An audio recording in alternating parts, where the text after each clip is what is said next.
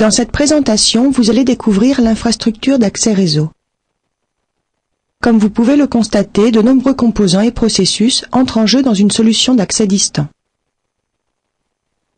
Dans un réseau d'entreprise, certains utilisateurs se connectent au réseau en utilisant des topologies de réseau local ou topologie LAN, alors que d'autres se connectent en utilisant d'autres méthodes d'accès. Pour prendre en charge les utilisateurs qui n'utilisent pas de topologie LAN, vous devez mettre en place une infrastructure d'accès distant pour que les utilisateurs distants puissent se connecter au réseau principal. Un utilisateur distant se connecte au réseau principal via un client d'accès réseau. Un client d'accès réseau utilise une connexion d'accès à distance, une connexion de réseau privé virtuel ou connexion VPN ou une connexion sans fil pour se connecter à un serveur d'accès réseau ou à un point d'accès réseau sans fil. Le serveur d'accès réseau ou le point d'accès réseau sans fil se connecte ensuite au service d'authentification Internet ou service IAS en utilisant l'authentification et la gestion de comptes Radius qui fournissent des services d'authentification et de journalisation.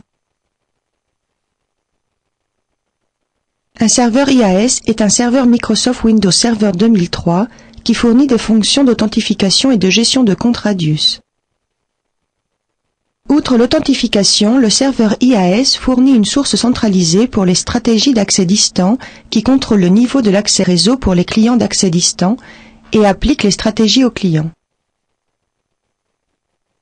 Le serveur IAS se connecte au service d'annuaire pour vérifier les informations de compte des utilisateurs distants.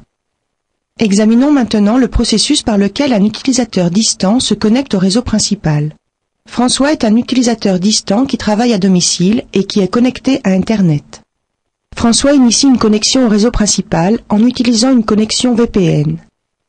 L'ordinateur de François, le client d'accès réseau, se connecte ensuite au serveur VPN via Internet. Le serveur VPN transmet la demande de connexion de François à un serveur IAS d'entreprise à des fins d'authentification.